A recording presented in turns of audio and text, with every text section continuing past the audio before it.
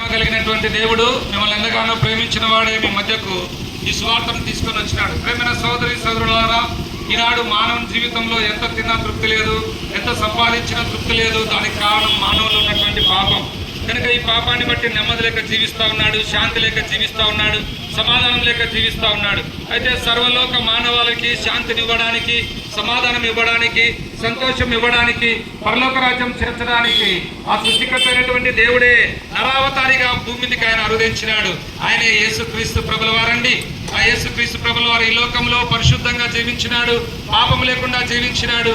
మనందరి పాపముల కొరకు యేసు ప్రభుల వారు సిలువనెక్కినాడు. మనం తలతో చేసిన పాపముల కొరకు తలకు ముళ్ళ కిరీటం, చేతులలో మేకులు, కాళ్ళలో శీలలు, ఆయన వీపంతా చారలుగా దున్నబడింది. మనందరి పాపముల కొరకు యేసు ప్రభు సిలువలో మరణించినాడు, సమాధి చేయబడినాడు, మూడో దినాన మరణం జయించి తిరిగి లేచినాడు, ఆ పరలోకానికి ఆరోహణుడైనాడు. ఈ ఉదయకాల సమయంలో అమ్మా అయ్యా, ఎంతకాలం నువ్వు పాపంలో జీవిస్తావు, ఎంతకాలం పాపమునే తినచ్చు, పాపమునే త్రాగుచు, పాపంలో సుఖిస్తూ పాపంలో నువ్వు మరణిస్తావు.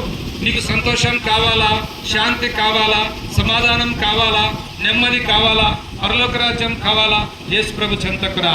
యేసు ప్రభు నిన్ను ప్రేమతో ఆహ్వానిస్తా ఉన్నాడు. ప్రయాసపడి భారం మోయుచున్న సమస్తమైన జనులారా, నా యొద్దకు రండి, నేను మీకు విశ్రాంతి కలుగజేతునని ప్రేమతో యేసుక్రీస్తు ప్రభుల వారు ఆహ్వానిస్తా ఉన్నారు. కనుక ఈ ఉదయకాల సమయంలో ఆయన పిలుపును అంగీకరించి యేసు ప్రభుని సొంత రక్షకులను అంగీకరించినట్లయితే నువ్వు పాపం నుంచి విడుదల పొందుతావు, నిత్య జీవం పొందుతావు, శాంతిని పొందుతావు, సమాధానం పొందుతావు. నీ జీవితంలో నిజమైనటువంటి స్వాతంత్రం నువ్వు పొందగలవు, పాపం నుంచి విడుదల నువ్వు పొందగలవు. మాటలు వింటున్న సోదరి సోదరుడా, ప్రభునేసందు విశ్వాసం ఉంచుము, అప్పుడు మీరును మీ ఇంటి వారిని గొప్ప ఆత్మరక్షణ, పాపక్షమాపణ, పరలోక రాజ్యం మీరు పొందగలరు. మీ కొరకు మేము ఇప్పుడు ప్రార్థన చేస్తాం.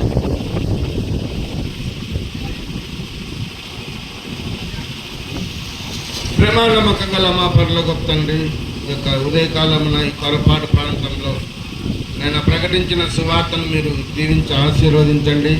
విన్నవారిలో మీరే కార్యాన్ని చేయండి ప్రభా. ఇక్కడ ఉన్న కుటుంబాలన్నింటినీ కూడా దీవించి ఆశీర్వదించమని, ముందుకెళ్తుండగా మీ సన్నిధి తోడుగా ఉంచమని యేసు నామమున ప్రార్థించని మరి వేడుకుంటున్నాం తండ్రి. ఆమేన్.